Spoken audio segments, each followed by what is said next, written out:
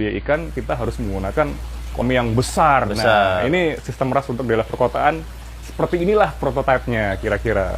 Boleh diperlihatkan, Bang? Silakan. Coba abangnya dari sana. Nah, ini kita mau kasih makan ya. Ya, sambil ngobrol-ngobrol ngasih pakan tuh. Oh, ikannya belum dikasih makan udah nyamperin dan dia jinak. Oh, jinak ya? Oh, jinak iya, ya. Bener. Karena faktor kualitas air juga kali ya. Jadi kualitas air yang sehat, sistemnya tersirkulasi, pakai filtrasi.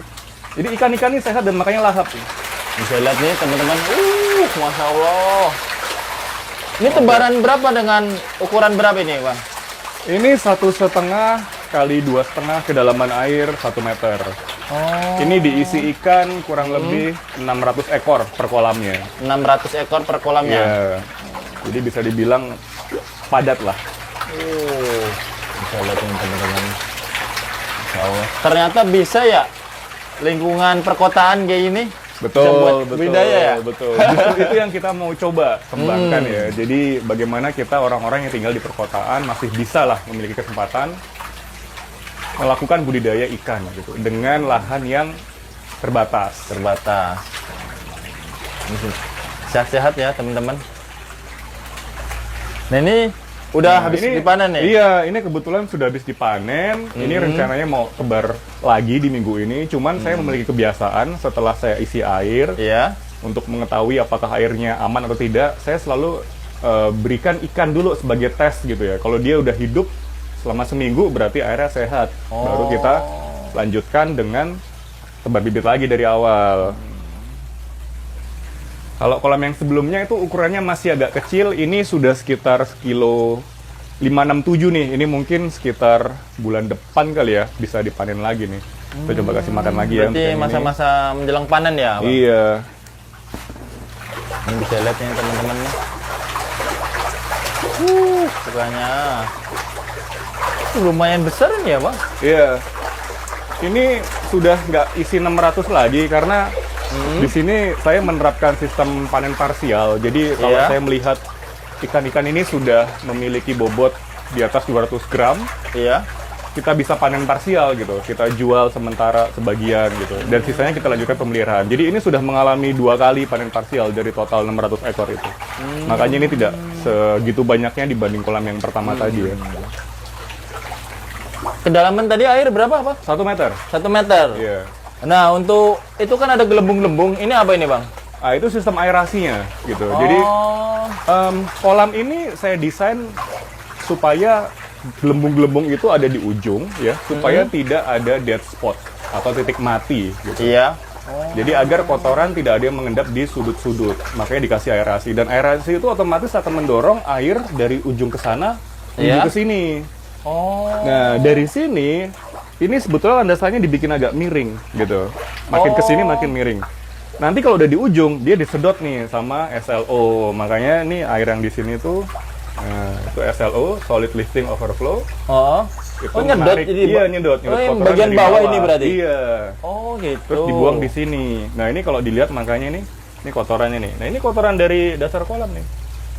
Yang berhasil disedot sama SLO ini. Pakai mesin nggak nyedotnya itu? Enggak, ini pakai gravitasi aja. Jadi dengan kita melimpahkan air, kita menambahkan air di sana.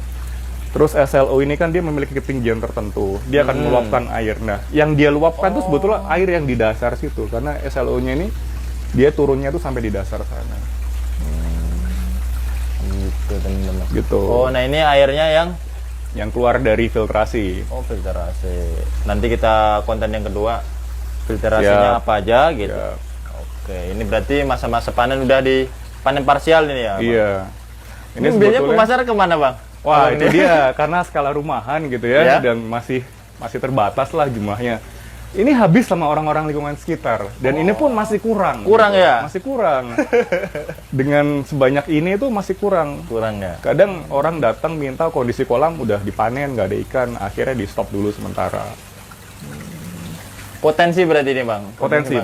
Apalagi kita melihat di perkotaan ya, yang banyak orang mencari ikan yang masih segar, ini sangat-sangat berpotensi. Karena kalau kita di pasar itu rata-rata ikannya mungkin sudah dalam keadaan mati atau tidak segar. Iya, benar. Benar-benar fresh ini dari kolam, Bang. Kan? Iya.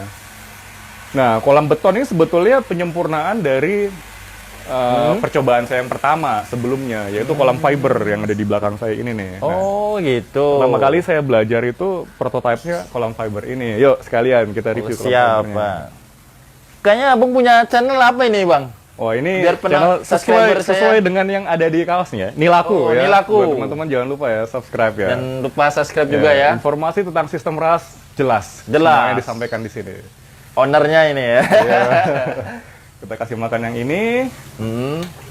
Oh, awal-awal di fiber. Iya. Abang nih berarti. Iya.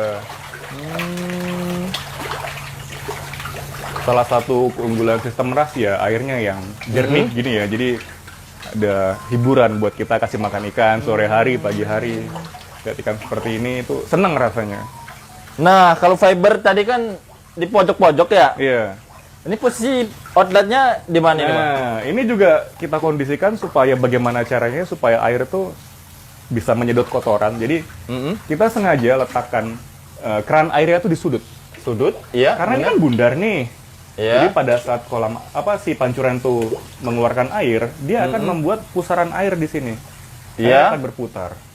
Nah, kalau air berputar dalam kondisi wadah yang bulat, otomatis kotoran itu biasa akan terpusat di tengah. Oh, gitu. Nah, Benar. Pada Benar saat banget. terpusat di tengah, ditarik kotorannya sama ini SLO. Nah, di sini. Ini kembali dialirkan ke tong filtrasi yang ada di ujung sana. Oh, gitu. Benar-benar. Iya. Berarti dikasih aerator ini ya, Bang? Aerator. Cuman aerator di sini bukan yang sifatnya harus besar wajib karena sebetulnya dari pancuran-pancuran itu juga sudah menghasilkan oksigen. Ini hanya sekedar pelengkap penambah oksigen aja. Tebar berapa ini, Bang? Dengan diameter berapa? Ini diameter 150 cm, tebarnya 200 ekor. 200 ekor. Dengan masa panen itu berapa bulan, Bang? 12 sampai 14 minggu kita sebutnya. Karena kan kalau ngomongin bulan, ada yang sebulan itu 4 minggu, ada yang sebulan 5 minggu. Jadi kalau rata-rata itu 12 sampai 14 minggu lah. Gitu. Dari pertama kali tebar bibit, ukuran bibit 8 sampai 10 cm.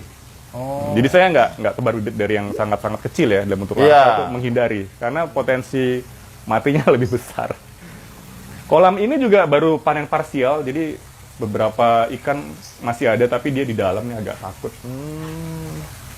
Nah, kalau kolam beton tuh panen, Ya. saya punya siasat. Ini kenapa makanya satu kolam ini kosong gitu ya.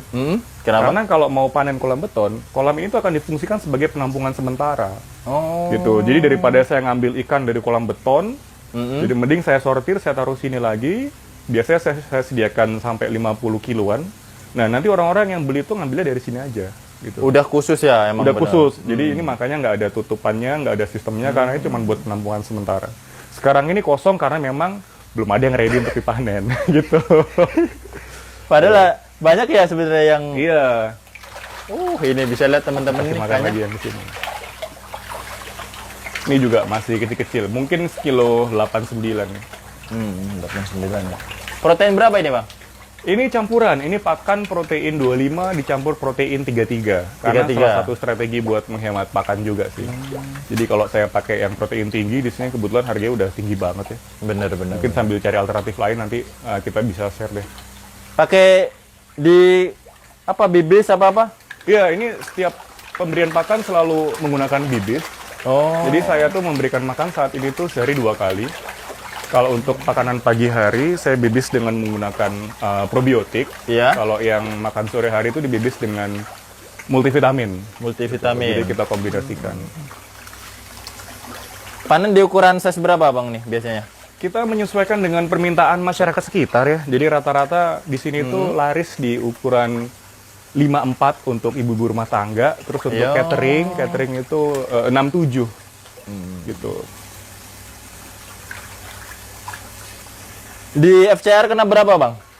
FCR kita pernah hitung sekali aja ya, habis itu kita nggak pernah hitung lagi. Jadi FCR ini antara 0,9 sampai 1. Cukup-cukup itu ya, bagus ya. Iya.